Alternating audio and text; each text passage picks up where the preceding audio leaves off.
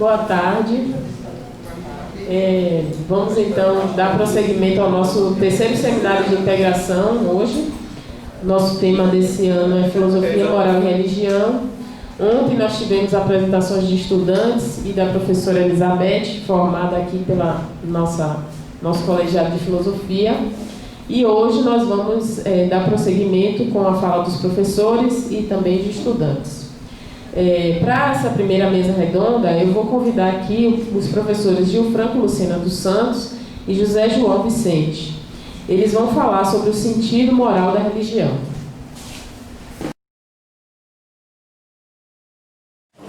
Então, boa tarde. Bom, quando a Giovana mandou o convite, eu falei para o Gil ainda bem que é sentido moral da religião, né? Porque na verdade não é um sentido ético da religião. Então, assim, como é sentido moral da religião, aí fica, na verdade,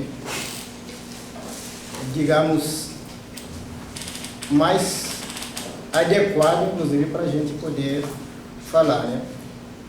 Porque muita gente não faz distinção, mas eu gosto de fazer distinção entre a ética e a moral. Então, quando a gente fala de ética,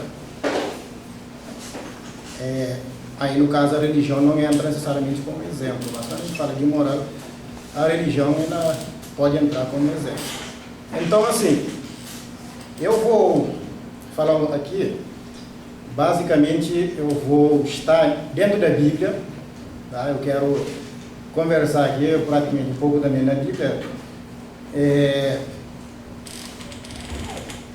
Assim, eu quero tomar aqui a ideia de que nós, dentro do ponto de vista do cristianismo, né, nós somos pecadores, quer dizer, o nosso futuro já está traçado, nós nascemos pecadores e nós precisamos de alguém, né, para que nós possamos, na verdade, tentar sair dessa condição. Então, basicamente, eu vou estar falando dentro desse ponto de vista. Mas eu vou focar também a questão do que significa sentido moral da religião.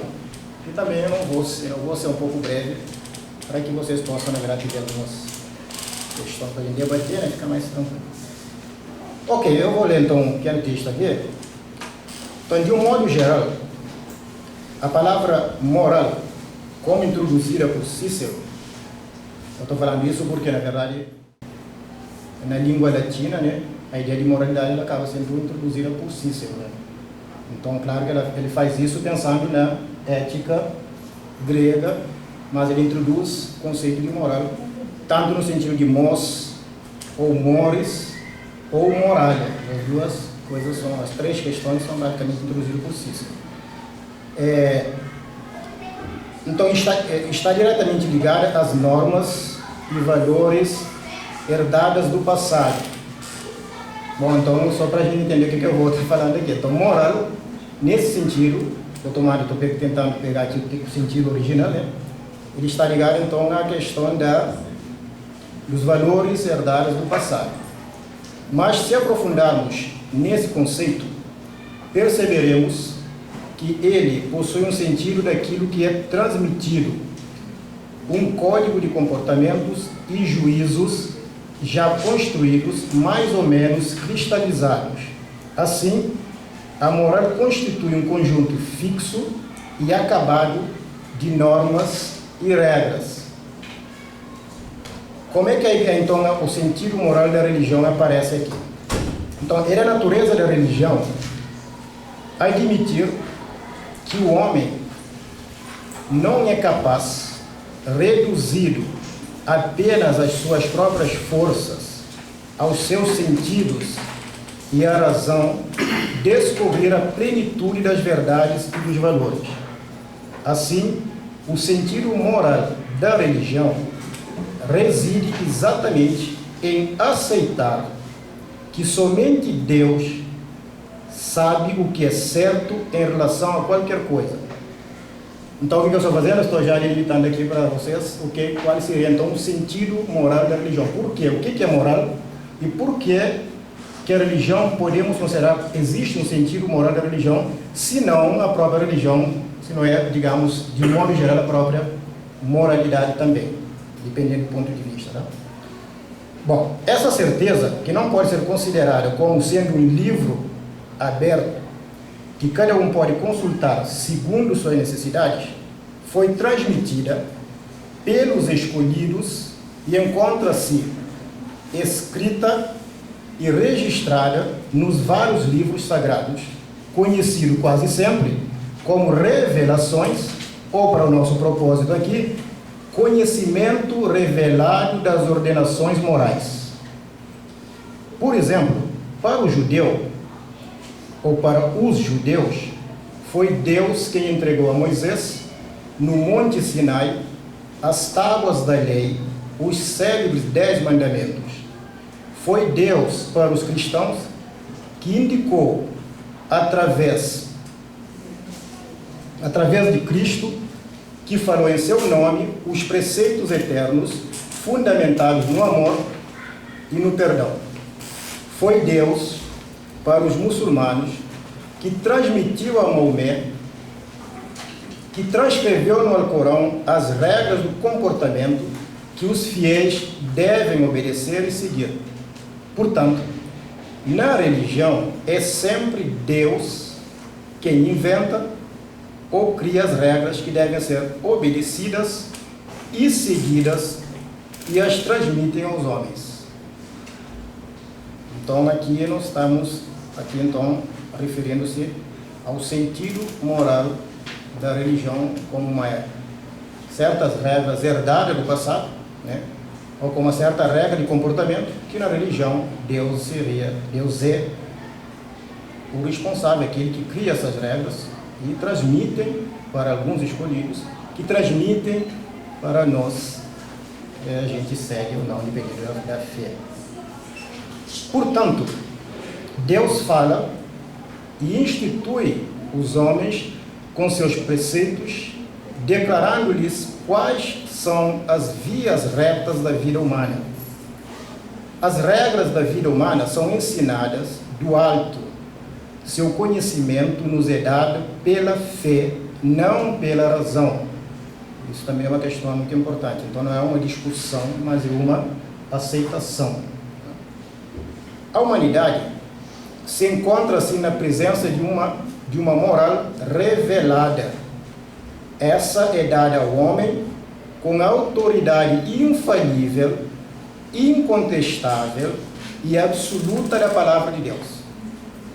A ordem moral adquire com isso uma fixidez, uma solidez, um rigor que se traduz em determinações incondicionais e em exigências absolutas.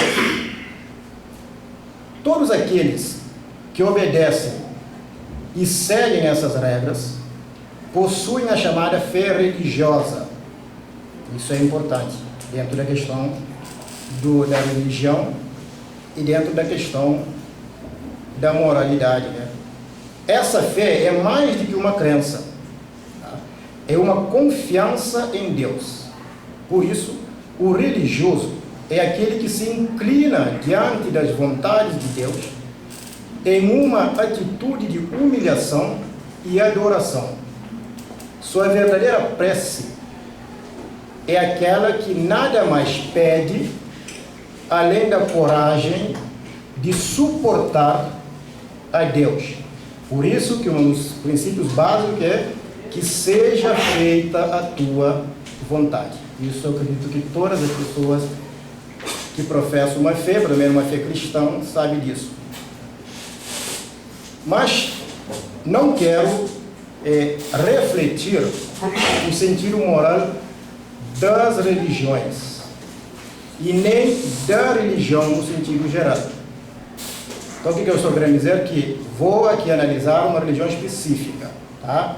Nesse momento não me interessa falar do sentido moral das religiões e nem da religião no sentido geral também, em todos esses aspectos, tá? Afinal, não está claro que todas elas devem ser consideradas como sendo um único bloco. Apesar de, claro, que as pessoas tratam a religião como se fosse uma coisa só, mas não é. Existem religiões. É uma coisa quando a gente fala África, como se a África fosse um país de uma coisa só. Na verdade, existem religiões, né? E não simplesmente uma religião. Outra questão que me faz fazer essa delimitação, não está claro em lugar nenhum que todas as religiões possuem o mesmo fundamento e o mesmo objetivo. Às vezes as pessoas insistem em dizer isso. Você pode até falar que é Deus, mas a forma como se entende esse Deus que nós chamamos de religião, ela não é igual a todo mundo. Cada um tem uma forma, até porque, na verdade, não precisa ser em todas as religiões. Se você pega os cristãos, cada um, na verdade, acaba tendo uma maneira, um ponto de vista do que Deus é para ele de forma diferente. Por isso que às vezes fica discutindo ele. Na verdade, por isso que nós temos várias igrejas, porque se fosse assim, nós seríamos, na verdade, uma igreja só, falando da mesma coisa, mas nós temos várias igrejas, cada um brigando. Quer dizer, o cristianismo não briga um com o outro, na verdade, parece que gostam de fazer isso, mas tudo bem. Assim, minhas reflexões incidirão de forma breve e exclusiva sobre o sentido moral da religião da qual eu, e talvez a maioria dos que aqui estão presentes, fazem parte. Então já estou dizendo claramente aqui que eu faço parte do cristianismo. Não tem nenhum problema com isso, tá? Nenhum receio de dizer isso, que eu faço parte do cristianismo. Não estou dizendo que eu faço parte da igreja X ou Y, mas faço parte do cristianismo. Isso, como dizem, com orgulho, não é nenhum problema. Refiro-me ao cristianismo, uma religião que não hesita em decidir entre o que é bom ou mal e em prescrever como viver. Afinal, somos pecadores, não temos condições de traçar qualquer regra de vida boa. Assim, para caminharmos bem, precisamos seguir as ordenações de Deus, mas antes necessitamos do seu perdão. É preciso transcender a condição humana pela graça de Deus. Então, o que está o sentido aqui mais claro da moralidade? Que é simplesmente que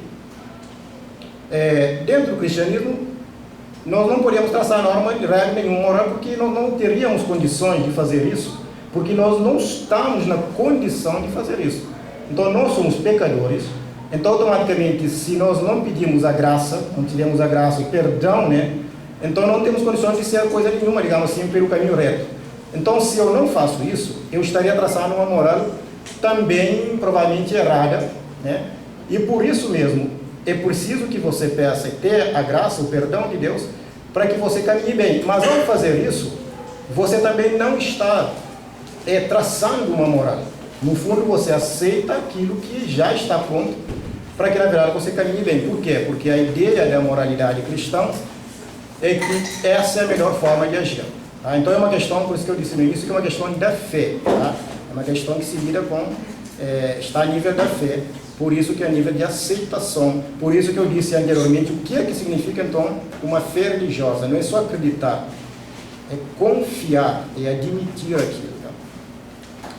A força e o sentido moral do cristianismo estão presentes em algumas de suas especificidades próprias, que a distingue de modo considerável de outras religiões. Então vamos. Se analisarmos a história das religiões, fica evidente que seus grandes problemas estão diretamente ligados à morte, à dor, o erro e o pecado. No entanto, somente o cristianismo dedica a todos esses problemas de modo completo e mostra de que maneira um está relacionado com o outro. Ou seja, para o cristianismo, a dor e o erro resultam do pecado. Este pode ser vencido pela morte. Através desta, pode-se atingir a perfeição naquele que é modelo e causa da redenção. Ou seja, em relação à morte ainda, para o cristianismo, ela é ao mesmo tempo castigo do pecado e condição para a felicidade eterna. Então a morte para o cristianismo não é um isolamento, tá? E necessariamente não é um castigo também. Então o cristianismo é a única religião que consegue fazer essa união, consegue tratar essas questões de forma juntas e dar valor a essas questões de forma parecida. Quer dizer, você pode morrer por causa do pecado, mas também por causa da morte você pode ter também a salvação, a eternidade. Quer dizer, é necessário morrer de qualquer jeito. O cristianismo é também a única religião cujo... Eu estou só, né, vocês estão acompanhando que eu estou aqui mostrando algumas das especificidades próprias do cristianismo, né, que faz com que ela seja, na verdade, cristianismo. Né? Então, o cristianismo é também a única religião cujo fundador teve pré-história. É a única religião cujo fundador teve pré-história. Ou seja, você não vai encontrar outra religião onde o fundador dessa religião teve uma pré-história. Tá?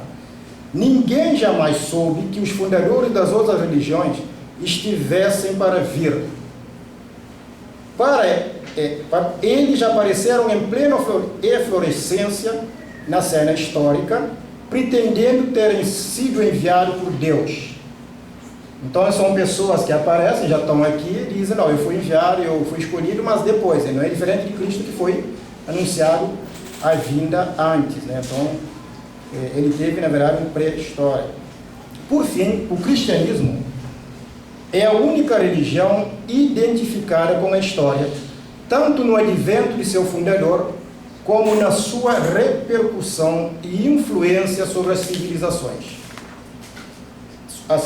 subsequentes, né? É também no cristianismo que se encontra a identificação da pessoa com o ideal. Isso é fundamental no cristianismo, tá? Isso é único também. A pessoa com o ideal. Qual que é o ideal?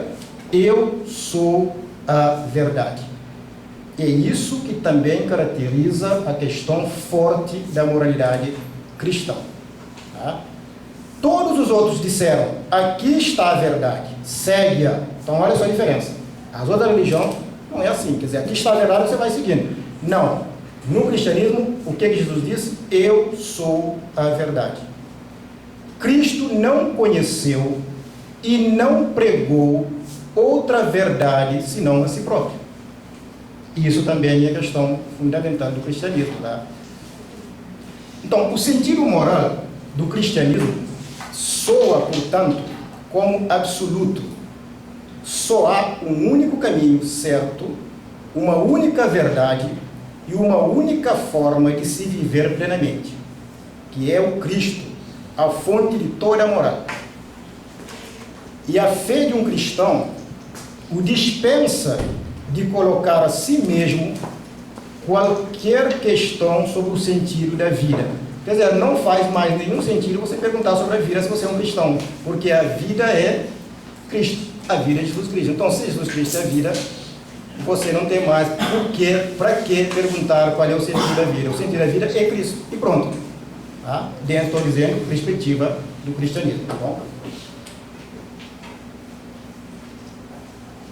Mas não basta dizer, no cristianismo, não basta dizer eu creio, eu vou à igreja, eu tenho a fé. É necessário aceitar os valores propostos pelo Evangelho e agir no concreto em consonância com os mesmos. Somos, de acordo com o cristianismo, seres livres, bom que esse livre fique entre aspas, né? Mas, como somos criaturas, somos dependentes do Criador. Nesse sentido, essa nossa liberdade é uma independência porque somos dependentes. Em outras palavras, a nossa liberdade consiste essencialmente em submetermos-nos a Deus. Negar essa dependência seria viver uma falsa liberdade, seria negar a condição humana, ou seja, a condição de criatura, não necessariamente humana, mas de criatura.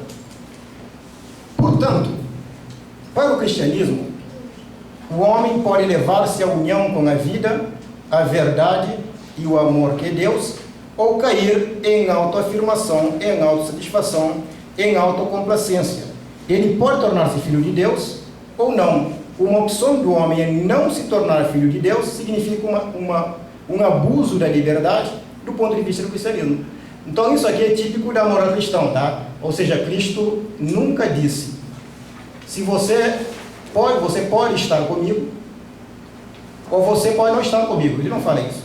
Cristo diz: ou você está comigo, ou você está contra mim. Quer dizer, não é uma opção de você não estar com ele, é uma opção de você estar contra ele, tá? Então isso tem que ficar bem claro, porque uma coisa é falar assim: eu não sou cristão, não tem nada a ver.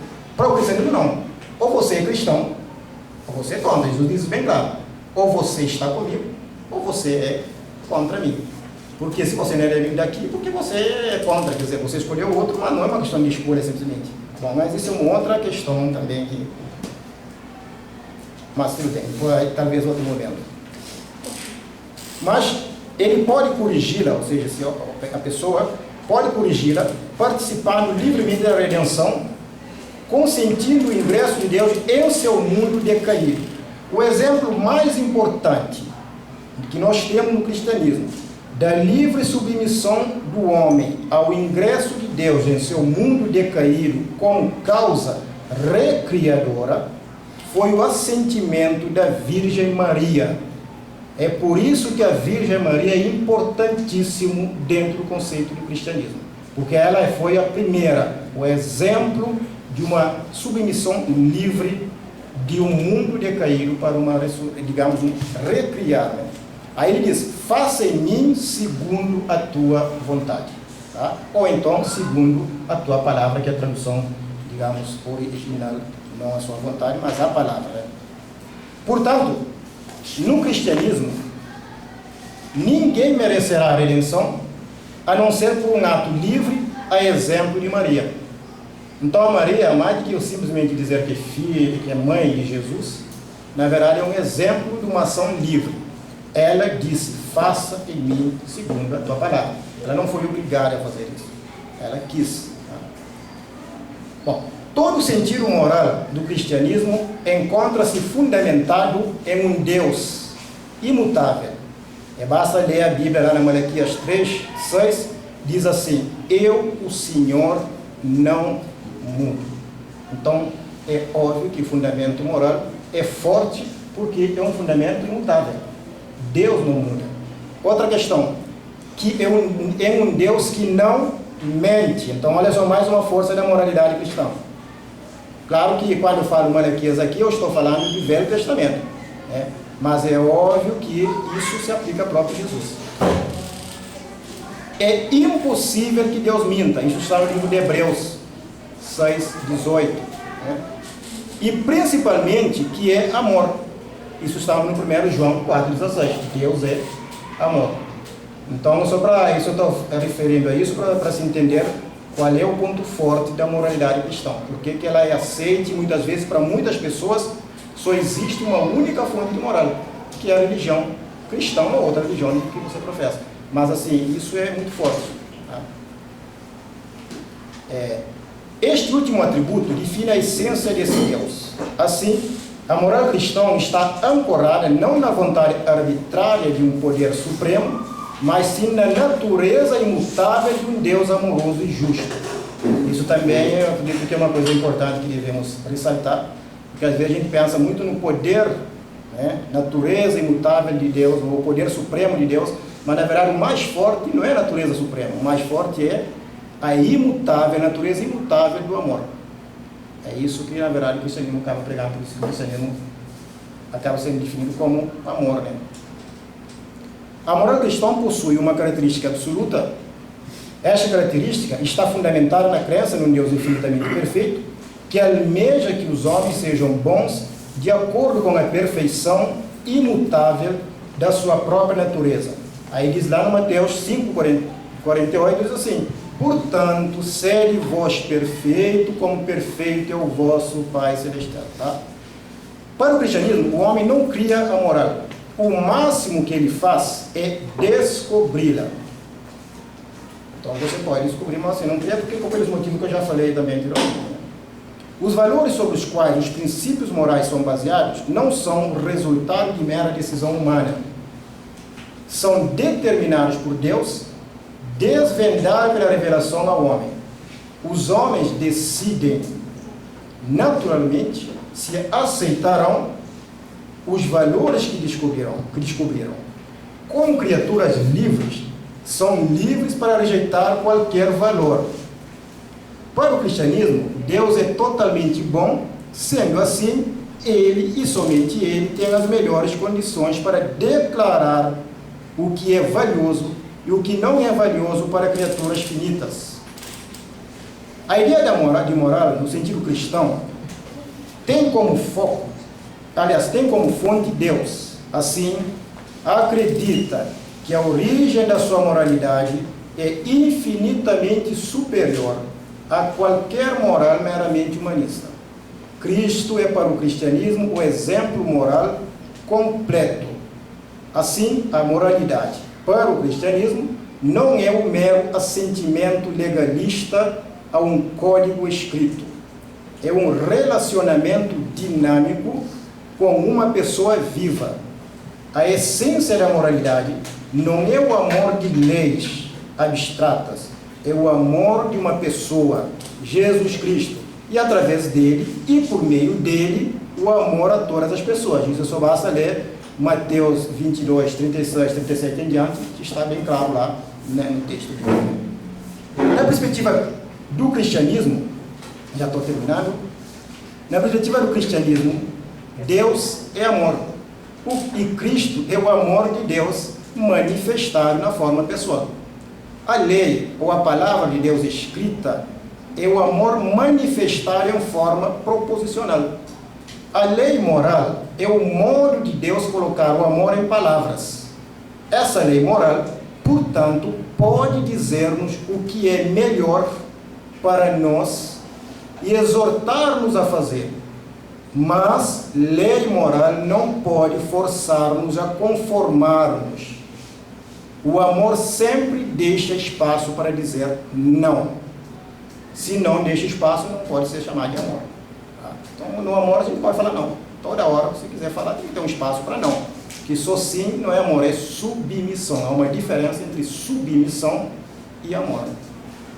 O sentido moral do cristianismo pode então ser resumido no seguinte. Então, só para fechar, possui uma fonte superior, Deus, uma manifestação superior, Jesus Cristo, uma declaração superior, a Bíblia, e uma motivação superior, que é o amor de Cristo. O sentido moral da religião é tão forte entre os homens que mesmo aqueles que não creem, suas crenças morais são marcadas fortemente pela religião. Isto é, a grande parte das ideias morais é moldada pela religião. E não importa se o indivíduo acredita ou não em Deus.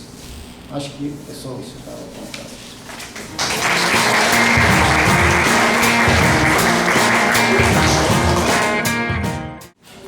Então, boa tarde a todos. Antes de tudo, eu quero agradecer a professora Giovana pelo convite, né? Eu confesso assim que ao mesmo tempo que me instigou, quer dizer, que fiquei surpreso, ao mesmo tempo me instigou muito essa temática, né? O sentido moral da religião. E quando eu fui elaborar a temática, a reflexão, eu tomei o tema assim, do sentido moral da religião, e comecei como que tentando pensar a partir de uma religião, da religião em geral, e depois eu vi, não, eu não estou falando da religião em geral, né? Eu estou falando do sentido moral da religião cristã depois de Nietzsche. Esse foi o que me veio à mente no decorrer da minha reflexão, e eu suponho que as motivações vieram das discussões que nós tivemos em sala de aula nesse semestre, em História da Filosofia Contemporânea, onde discutimos conceitos como liberdade, como vontade, obediência, e ao mesmo tempo também o próprio sentido da religião, né, quando discutimos Nietzsche, né? Então essas coisas me motivaram, e acho que foi a partir daí que a reflexão saiu tal como ela está aqui agora. Eu pensei que eram 6 páginas, são 8 páginas, talvez demore um pouco, mas vamos lá, se o tempo der. Então, eu comecei aqui com uma frase de Hölderlin, do livro dele chamado Imperium, um romance, né? Ele diz assim: o primeiro filho da beleza humana, da beleza divina, é a arte.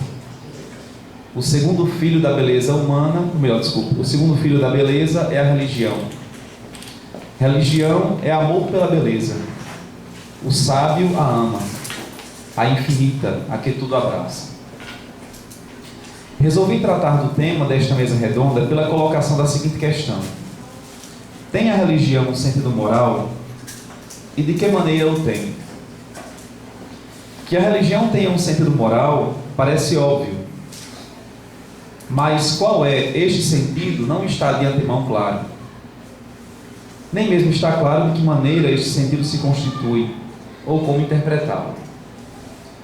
Na peça de Ariano Suassuna, O Alto da Compadecida, há um momento em que a personagem Antônio Moraes diz em alto e bom tom: a igreja é coisa respeitável como garantia da sociedade. Praticamente, esse mote se tornou por um longo tempo uma expressão comum do sentido moral da religião. Os vários escândalos que historicamente se constituíram no seio da igreja, seja ela católica ou protestante, revelaram muitos limites. E as pessoas comuns começaram a desconfiar se esse sentido moral está efetivamente presente na religião, ao menos enquanto poder constituído e instituição social. Já a filosofia moderna começou a desconfiar desse papel exercido pela igreja na condução moral da sociedade, quando entrega à própria razão a tarefa de servir de guia para a ação moral. Kant, por exemplo, em seu livro A Religião nos Limites da Simples Razão, via na religião apenas um estágio preparatório para o progresso moral, enquanto a razão não chegasse a assumir o seu papel pleno na condução da vida moral em sociedade.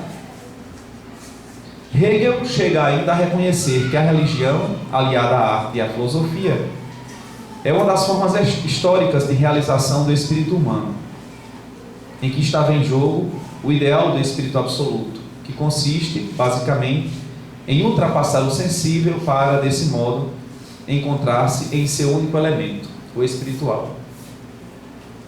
Para Hegel, a religião, assim como a arte e a filosofia, é um modo de expressão do divino, das necessidades e exigências mais elevadas do espírito.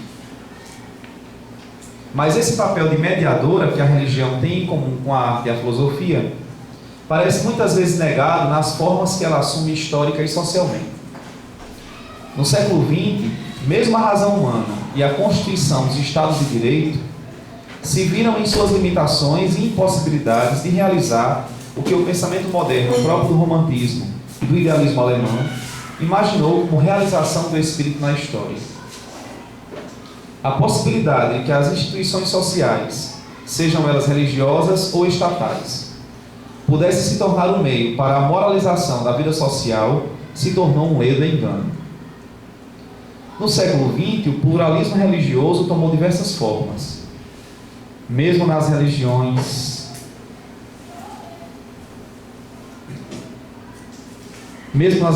já historicamente consagradas, o budismo, o cristianismo e o islamismo. Mas esse pluralismo não necessariamente fez com que pensássemos que a religião pudesse ajudar a constituir a moralidade na vida social. Hoje se pensa, naturalmente, fora do âmbito fanático das religiões, que um ateu é capaz de dar muito maior testemunho moral do que um religioso.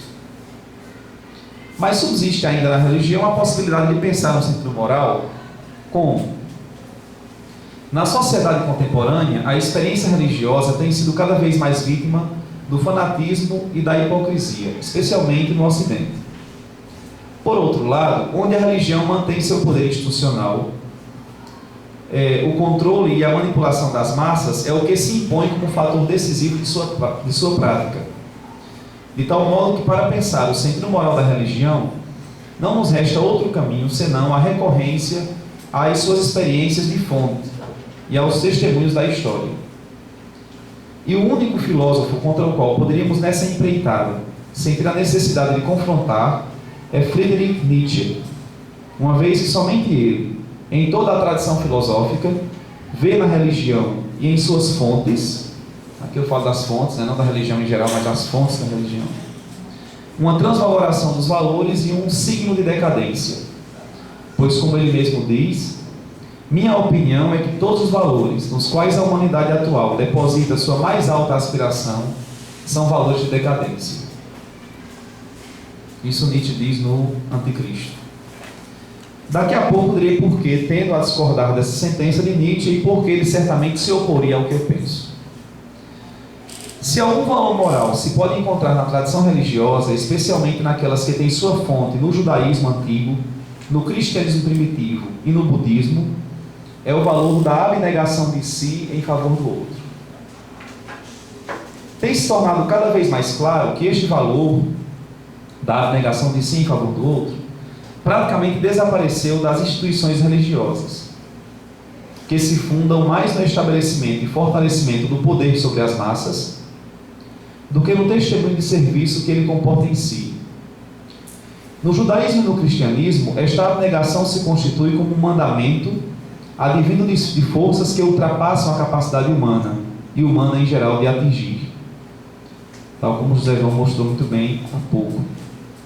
Deus se tornou o conceito a partir do qual essa força que ultrapassa os limites da humanidade foi nomeada. O budismo realiza esse valor sem a mediação desse conceito. O Deus judaico javista, que estabeleceu por meio de Moisés o decálogo que deveria ser seguido por todo o povo, é o exemplo supremo do estabelecimento desse valor. Ele se exprime por meio de um código simples, que com o tempo foi se complexificando e ganhando formas que não só ultrapassam seus limites, como deformam o cerne de seu sentido moral. O principal exemplo dessa deformação é o modo como os fariseus, na época de Jesus, no ímpeto de sua necessidade de satisfação narcísica, desejando zelosamente ser santo como Deus é santo, pelo cumprimento contínuo de todos os seus preceitos, decidiram estabelecer fórmulas pelas quais nunca ultrapassassem a lei. Essas fórmulas colocavam como que cercas nas ações, a fim de que a lei nunca fosse ultrapassada, transgredida, e as ações jamais pudessem ser fruto de um discernimento individual e ocasional, com base na própria reflexão do indivíduo diante de Deus. Assim, por exemplo, onde está escrito que o nome de Deus não fosse tomado em vão, pronunciado em vão, os fariseus resolveram nunca pronunciar o nome de Deus. Assim não poderiam incorrer no equívoco de, em algum momento, por causa de um falso discernimento pessoal, transgredir o mandamento e pronunciar o nome de Deus em vão. Assim, tinham leis para tudo. Assim, os fariseus estatuíram uma porção de leis. Tinham leis para tudo, desde a quantidade de coisas que deveriam ser oferecidas no templo pelos mais ricos e pelos mais pobres, até as formas de punição daqueles transgressores da lei, nos seus mais variados aspectos. Isso ocorreu de tal modo que o preceitualismo acabou por deformar o valor em seu fundamento. Baseado na tradição javista mais antiga e na tradição isaítica pós-exílica, Jesus, o judeu de Nazaré, que era filho de um carpinteiro chamado José e de uma mulher pobre de Nazaré chamada Maria, começa a refundar, isto é, repor em seu fundamento, o valor fundamental da tradição judaica, criticando especialmente todo o preceitualismo farisaico e instituindo o amor a Deus e ao próximo como critério de discernimento das ações.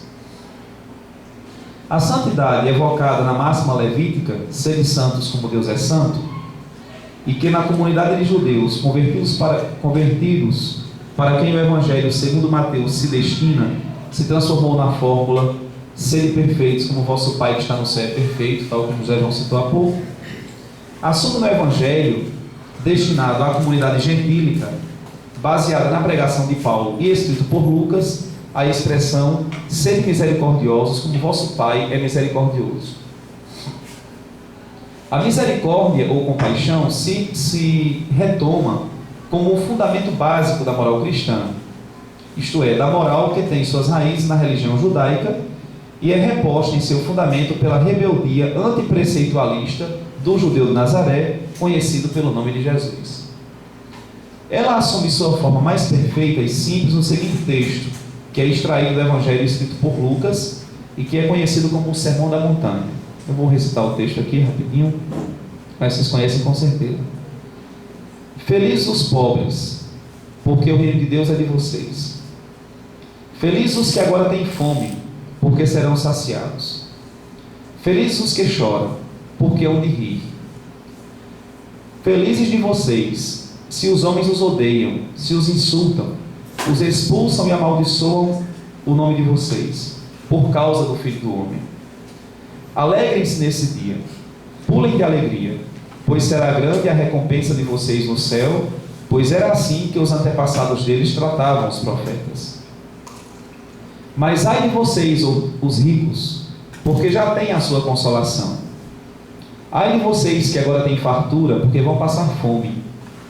Ai de vocês que agora riem, porque vão ficar aflitos e irão chorar.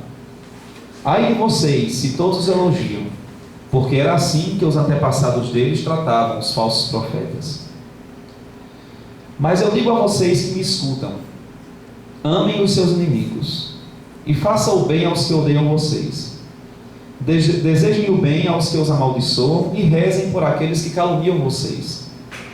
Se alguém lhe dá uma tapa na face, ofereça também a outra. Se alguém lhe tomou o manto, deixe que leve também a túnica. Dê a quem lhe pede, e se alguém tira o que lhe pertence, não peça que devolva.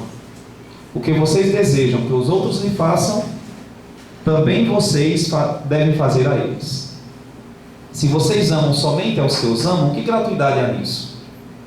Até mesmo os pecadores amam aqueles que os amam. Se vocês fazem o bem somente aos que lhe fazem o bem, que gratuidade há nisso? Até mesmo os pecadores fazem assim. E se vocês emprestam somente àqueles de quem esperam receber, que gratuidade há nisso?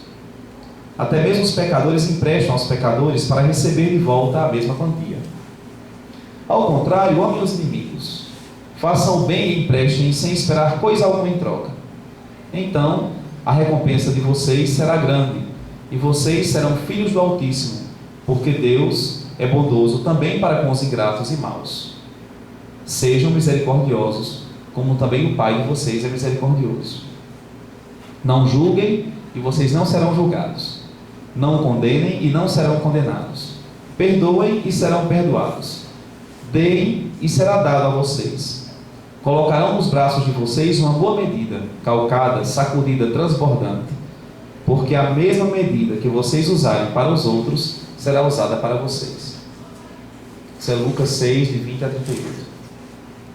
Vê-se que essa tábua de mandamentos é preludiada por um prólogo escatológico, como era prático no discurso profético, assim como também se conclui com um epílogo de teor escatológico. O prólogo e o epílogo escatológicos são caracterizados por uma promessa dos tempos futuros que hão de vir, e estão marcados mais pela esperança que emerge da angústia presente e se constitui pela confiança, a fé, do que pela certeza demonstrada pelos fatos racionalmente pensados. Nada atesta que será assim, mas há uma confiança na promessa comunicada sob a forma de passivos divinos, que é a forma como na teologia bíblica, na gramática do texto bíblico se fala desses verbos, dai e vos será dado, não julgueis, não sereis julgados, assim por diante. Quer dizer, entendido como a ação do próprio Deus sobre a comunidade.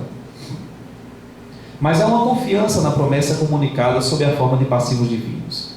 Para entender o conceito de pecadores, utilizado aqui como contraponto aos que são convocados ao amor abnegado, ao ágape, isto é, o amor caracterizado pela abnegação de si, que foi traduzido para o latim como caritas, é preciso entender a postura hipócrita do farisaísmo preceitualista, dos que se separavam do restante da comunidade e se impunham como os mandatários de Deus, para julgar e condenar os que da comunidade não obedeciam aos preceitos por eles estabelecidos, ou que, por mil motivos, não podiam ser tomados como puros diante de Deus no templo e na comunidade, e por isso tinham que ser banidos ou mortos.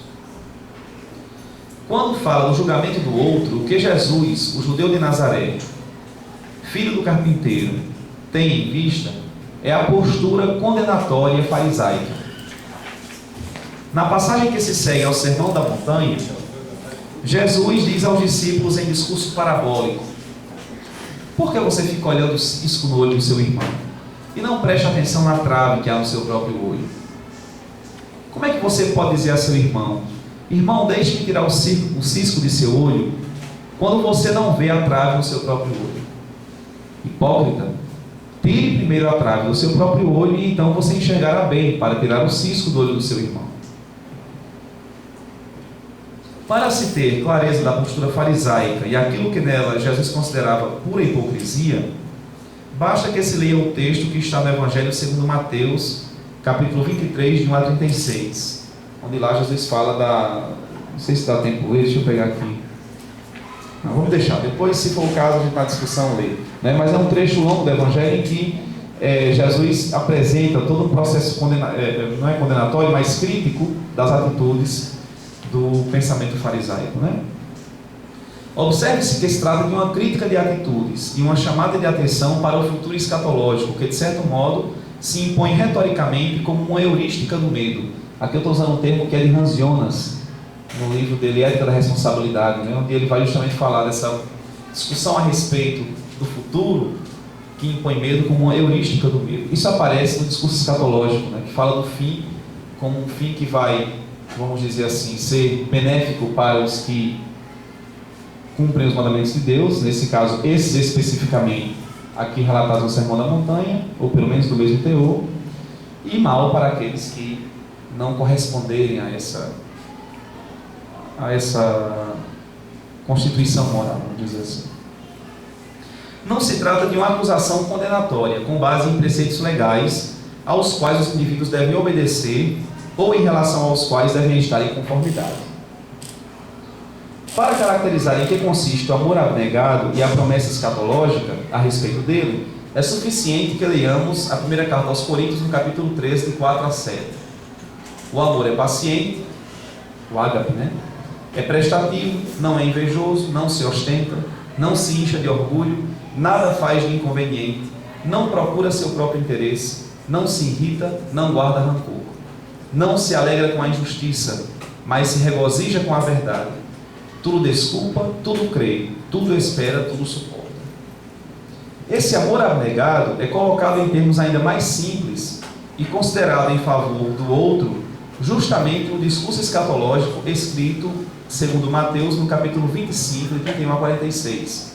Aquela passagem onde Jesus diz assim, que no final dos tempos,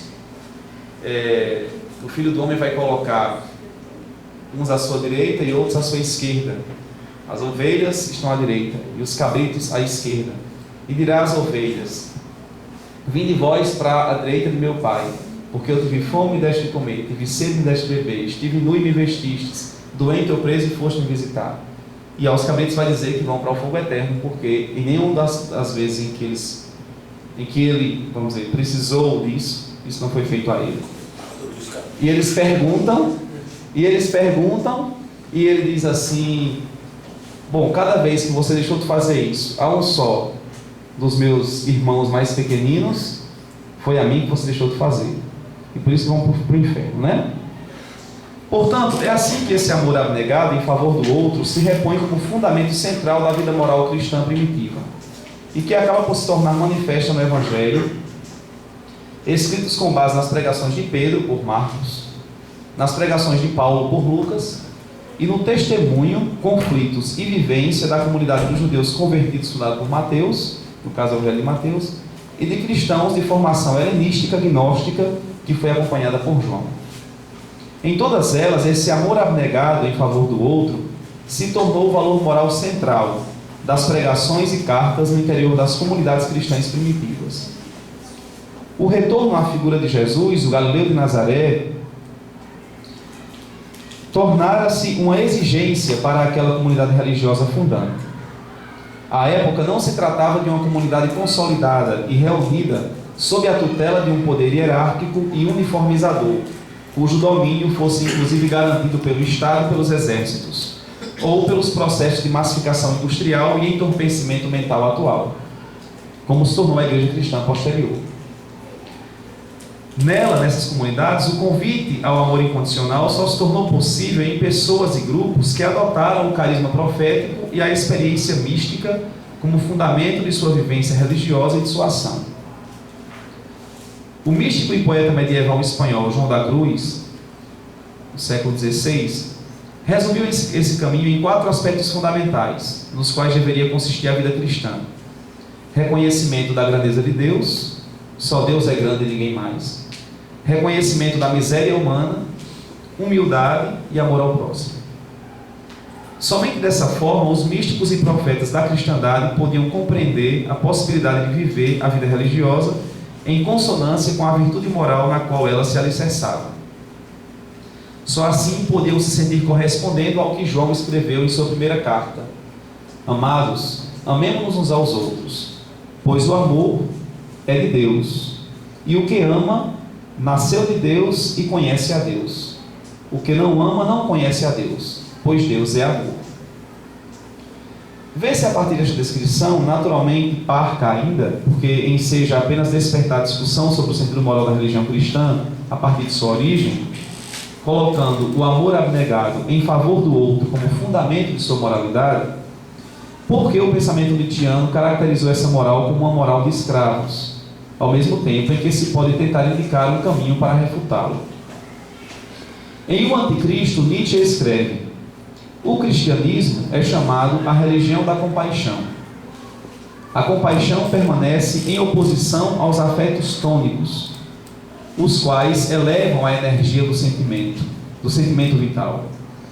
Ela atua depressivamente, perde-se força quando se compadece. Citação de Nietzsche do Anticristo, no capítulo 7. Para Nietzsche, uma religião como essa, fundada na compaixão, e toda moral ou filosofia que nela se situa ou a partir dela se insinua, nada mais faz do que propor uma negação da vida e mostrar-se como um signo de decadência. Segundo Nietzsche, Schopenhauer estava correto quando diz: a vida é negada pela compaixão, tornada digna de ser negada. Compaixão é a praxis do niilismo. Nietzsche, O Anticristo, capítulo 7. Na edificação de uma moral a partir da compaixão, Nietzsche entende haver uma inversão valorativa dos valores e assegura: não tornemos isto irrelevante. Nós mesmos, nós espíritos livres, somos de certo uma inversão valorativa dos valores. O Anticristo, capítulo 13. Pelo fato de a compaixão ser considerada no cristianismo o valor supremo e de ele ver nela uma negação da vida, ele entende que, abre aspas, nós não conduzimos mais o homem a partir do espírito, a partir da divindade, nós o situamos entre os animais. Pois, abre aspas novamente, onde sob qualquer forma o querer para o poder desaba, a vontade de poder, para quem gosta dessa tradução, há também, a cada vez, um retrocesso fisiológico, uma decadência. Está lá no capítulo 17 de O Anticristo. E nisto iguala o budismo ao cristianismo. Ambas, diz ele, se coadunam como religiões nihilistas. Elas são religiões decadentes. Para discutir e problematizar o pensamento nietzschiano, é preciso, porém, pensar a relação entre a compaixão e a misericórdia, ao mesmo tempo em que se exige pensar a degeneração da vontade de poder, do querer para o poder, em violência ativa, e cuja regeneração somente pode se constituir na medida em que, por meio da misericórdia e da compaixão, fique-se imune a seu fascínio, tornando-se indiferente a ela, e por um processo de resignação e não de ressentimento, se estabeleça uma luta contra ela por meio daquilo que se lhe opõe, uma não violência ativa. Inicialmente, vou apenas sugerir a seguinte fórmula como caminho para a solução do problema. A misericórdia, fonte da compaixão, tal como foi compreendida no cristianismo, não elimina a força vital como pensou Nietzsche. Ela apenas neutraliza seus efeitos maléficos, isto é, a vontade de poder sobre os outros e não com os outros. É a partir daqui que se há de desenvolver o caminho para uma refutação do pensamento nietzschiano e o restabelecimento do sentido moral fundamental da religião, especialmente aquela de matriz judaico-cristã, naturalmente, sem excluir as demais, ainda que seja necessário pensar cada uma em relação a esse aspecto. É isso.